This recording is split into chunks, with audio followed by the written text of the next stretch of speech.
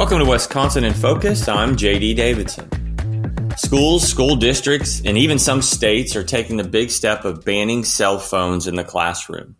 In fact, 12 states have passed laws or enacted policies that ban or restrict students' use of cell phones in schools statewide, or they've recommended local school districts enact their own bans or restrictive policies. Joining us today is Ben Young, Wisconsin contributor for the Center Square. And Ben, is Wisconsin in line to be the 13th state? Very well could be. This is a conundrum for schools and parents and kids. You've got kids who are school age. I've still got one in high school.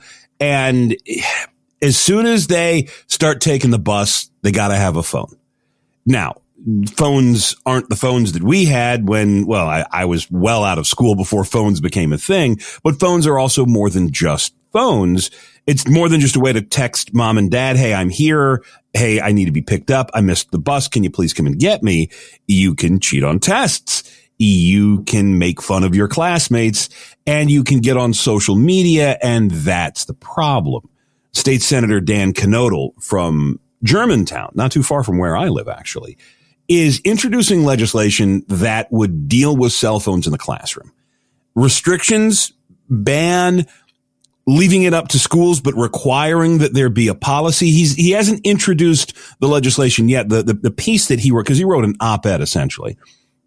The piece that we quoted in the story is there's a push in several states to push cell phone restrictions in the classroom. From red to blue states, legislatures across the country are coalescing around the idea that too much screen time is a negative mental health outcome. More succinctly, there is significant distraction in the classroom and lead to a loss in learning. And if you talk to any parents of any kids who have a phone, so probably fifth grade on, this is not just an in-school thing. This is an all-day thing. But it raises an interesting question of just how far can you take the ban? Because even in a very, very safe school district like the one that my kids go to, the fear that something could happen, a tornado, God forbid, a shooting incident, a gas leak, a fire, every single mom that is in this neighborhood right now is going to demand the ability to text their kid in a time of emergency. So I think we're looking at restrictions as opposed to an out-and-out ban. But if you talk to teachers, and Knodl said that he has, this is an issue. This is one of the classroom issues of 2024.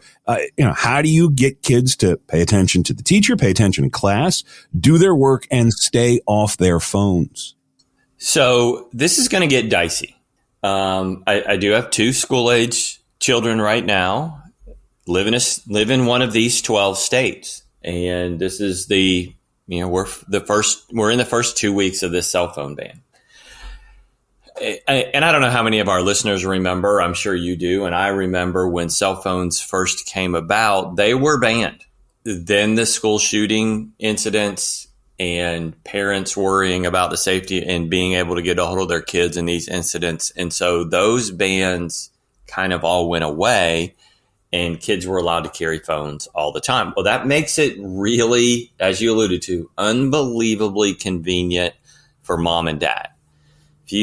When you start getting into the junior high and the high school level where a student can't drive, and you've got choir and orchestra and football practice and golf practice and basketball practice and art club and Latin club and all of these things going on, I need to know what you need, when you need it, when to get you, when to drop you off. And I need to work all that around a job that I have. And that's important. So I feel like I get yes, they're distracting. Yeah, I believe they're probably detrimental for mental health. I promise you they're detrimental in developing real relationships with people. But I don't have a good answer on where the middle ground is. But we're moving back toward this ban, and I feel like it's just going to continue to be cyclical. Eventually, it's going to come back around where parents are going to say, I need more access. And when you're talking about a government school, parents are the people you better listen to. Yeah. And this is there are two sort of branches here. One, you do have that emergency contact. We need to know what our kids are doing, where our kids are. My wife can track the kids almost. I think she can't do it, classroom to classroom, but certainly if my daughter's not at the high school, well, she knows, and she's going to find out, and she's going to go. So you have that, but you also have the distraction / cheating / what's the best opportunity. And we wrote this in the story that Green Bay schools allow kids to use their phones when they're not in class. That in Waukesha schools, you can bring the phone to school, but during instructional time, during class, they have to be stored out of sight.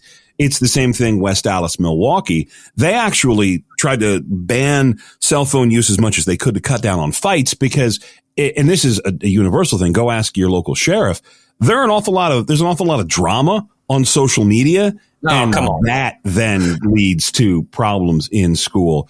Knodl referenced this with the last quote we used in the piece. He said, last year, Florida passed the first state law to limit cell phone use. Their law bans cell phone during instructional time, and the school's Wi-Fi prohibits access to social media sites. Indiana, Ohio, Virginia followed suit. California signaled that they're going to go ahead with a law. In addition to being the largest school district in the nation, New York City is going to follow through with some of the similar restrictions this upcoming school year. So the idea of cell phone use during instructional time, I think, is going to be the language that you see in an awful lot of these going forward. And whether that's a state law or that's a local requirement, again, here in Wisconsin, the legislature could simply pass a law that says we want local schools to set their own cell phone policy. You have to have a policy on paper as of X date. And so even if legislators don't set the rules, one size fits all, they can make sure that local school leaders set their own rules, because I promise you, for an awful lot of schools, this is not just a school building by school building policy, but this is a case by case policy. And well, we know that we're not going to take his phone, but yep, you bring the phone up here, put it on the desk. You got to stop scrolling on Twitter to actually do some homework. And so I absolutely think this is one of the pieces of legislation that will get done here in Wisconsin. Legislatures are generally very good at these kinds of low-hanging fruit plans, and this is going to be very popular with teachers. And as long as there is that ability to call my darling daughter if something were to go wrong at the high school, a lot of parents are going to like this as well. I will make sure to have the center square on my mobile device to figure out what happens with Wisconsin cell phones.